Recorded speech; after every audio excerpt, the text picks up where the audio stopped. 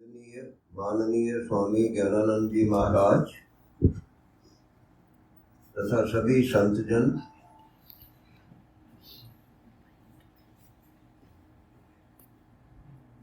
मैं यहाँ के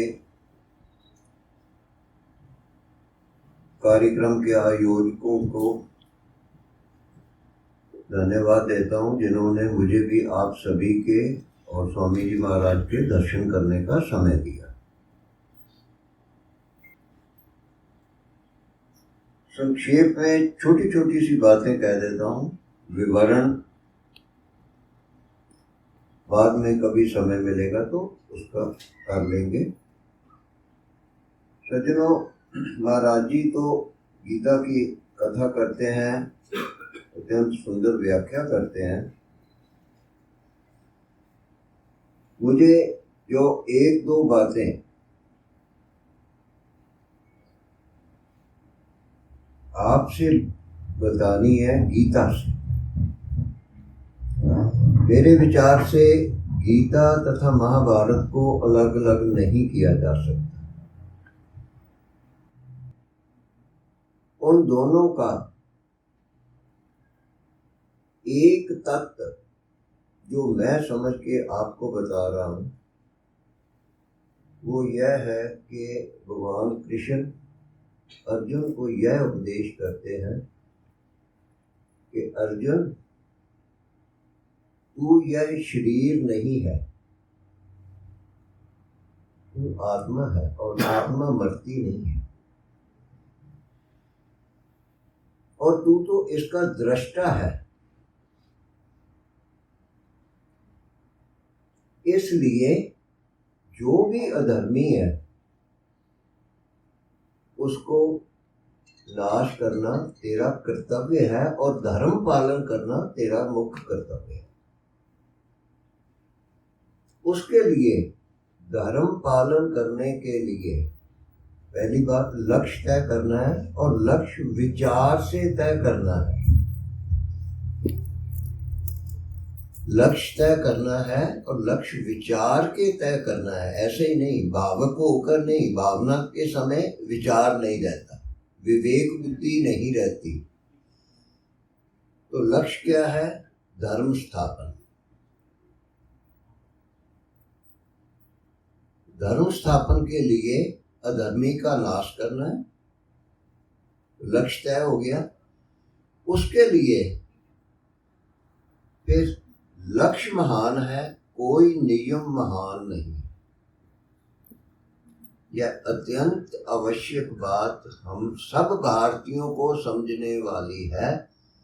मुझे ये कहते हुए अत्यंत दुख हो रहा है कि पता नहीं क्यों हम यह बात नहीं समझ पाए। गीता गीता महाभारत ये वो करते करते पता नहीं इतनी हजारों पीढ़ियां हमारी बीत गई, और फिर भी हमने मोहम्मद गौरी को पकड़ के छोड़ दिया। ये गीता का उपदेश का पालन किया है क्या? और राजा रतन राव ने खिलजी को, अपने घर आए को, जो उसकी पत्नी छीनने आया, उसको छोड़ दिया। ऐसी गलतियों हमारे महान राजाओं ने की। क्यों? क्योंकि उनको यह लगा कि मैं नियम पालन करना मेरे लिए महान है, लक्ष्य प्राप्ति धर्म स्थापन महान नहीं। मैं अपने विचार दे रहा हूं, यदि किसी को और महाराज जी विराजमान है कुछ और इसमें अंतर हो तो मैं समझने को तैयार। राजा के नियम और संत जनों के नियम भिन्न भिन्न होते हैं। संत जन क्षमा करते हैं, राजा तो क्षमा नहीं करता। तुम हमने क्षमा किया और अतिथि कह के छोड़ दिया, और उसने भारतीय संस्कृति का, हमारे धर्म का विनाश कर दिया। गीता यह सिखाती है, कोई नियम नहीं, लक्ष्य महान है। उसके लिए सभी नियम छोड़े जा सकते हैं, लक्ष्य महान। तो यह मुझे जो एक तात समझ आया, और मैं आप सभी के श्री चरणों में यह भेंट कर रहा हूं। सज्जनों, हम कनाडा में इस समय विराजमान हैं। आपसे विनती है कि आप कनाडा के अच्छे नागरिक बने। भले ही हम भारतीय मूल के हैं, भारतीय हैं, परंतु जिस देश में रह रहे हैं उसके अच्छे नागरिक बनिए तथा उस देश की, यहाँ के लोगों की सेवा करिए। मुझे यह बताते हुए अत्यंत हर्ष हो रहा है और मैं कनाडा के लोगों को, कनाडा की सरकार को भी बहुत बधाई देता हूँ कि कनाडा की पार्लियामेंट में उन्होंने हमारे श्री गुरु ग्रंथ साहब जी के अखंड पाठ करने की आज्ञा दी। और अभी एक सांसद है जिनको अपनी मातृभाषा कन्नड़ भाषा में अपना भाषण देने की आज्ञा थी। कितनी महानता है। और उस सज्जन की भी महानता है कि जिसने अपनी मातृभाषा कन्नड़ पे गर्व करके कनाडा में बैठ के, one of the most developed countries, इतने विकसित देश में, उसने आके कन्नड़ बोलते हुए शर्म महसूस नहीं की। इसलिए मैं कनाडा को बधाई देता हूँ, यहाँ की सरकार को बधाई देता हूँ और आप सबको विनती करता हूँ कि अपने में आत्मसम्मान लाइए। आपकी जो भी मातृभाषा है, मैं भारतीयों से बात कर रहा हूँ, हमारी पता नहीं कितने हजार मातृभाषा है हमारे देश में, हमें तो पता ही नहीं। अपनी अपनी मातृभाषा पे गर्व कीजिए। भले ही हमारी राष्ट्रभाषा हिंदी है, परंतु माँ तो पहले है। और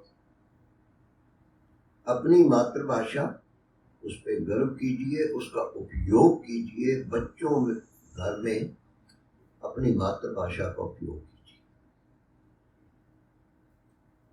और आत्मसम्मान लाइए। मेरे भाइयों बहनों, हम भारतीय, हमारा देश सबसे अच्छा है, हमारी संस्कृति अच्छी है, सबसे पुरातन है, सर्वोत्तम है। ये जब तक यह अपने मन में नहीं होगा तब तक हम स्वतंत्र नहीं हैं। हम स्वतंत्र नहीं हैं। यदि मुझे हिंदी, पंजाबी, कन्नड़ बोलते हुए शर्म आती और इंग्लिश बोलते हुए गर्व होता है, जर्मन बोलते हुए गर्व होता है, क्या मैं स्वतंत्र नहीं? इस कारण मेरी आपसे सबसे हाथ जोड़कर विनती है, कभी यह मत कहिए कि इंडिया में किसी को रूल ही नहीं है, इंडिया में तो किसी को गाड़ी नहीं चलानी आती, इंडिया में ये है, इंडिया में। यार इंडिया क्या है? इंडिया तो एक मिट्टी का टुकड़ा है जो नक्शे पे दिखता है, वैसे तो दिखता ही नहीं है। इंडिया में कौन है? आपके माता पिता, आपके भाई बहन, बच्चे, दादा दादी। तो किसको बुरा कह रहे हैं? नहीं, आज से प्रण कीजिए, कोई भी कभी भी यह नहीं कहेगा कि इंडिया ऐसा है, भारत ऐसा नहीं। बुराई करनी है तो किसी की कर लो, और सभी में गुण अवगुण तो होते ही है, वो अपने में ही बहुत है। इसलिए मेरी यह विनती प्रवान कीजिए। और हमारी भारतीय संस्कृति ही पूरे विश्व को शांति प्रदान कर सकती है, क्योंकि वासुदेवाय कुटुंबकम, और कोई संस्कृति नहीं, और कोई धर्म यह बात नहीं कहता है। नहीं तो तू भी सिख नहीं, तू भी सिख नहीं, तू हिंदू नहीं, तू मुसलमान नहीं, तू भी नहीं, तू भी नहीं। हमारी में ऐसा नहीं।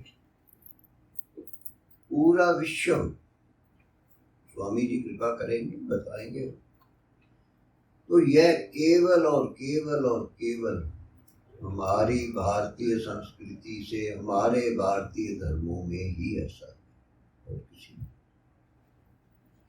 और अंत में मैं एक बात कहने जा रहा हूं।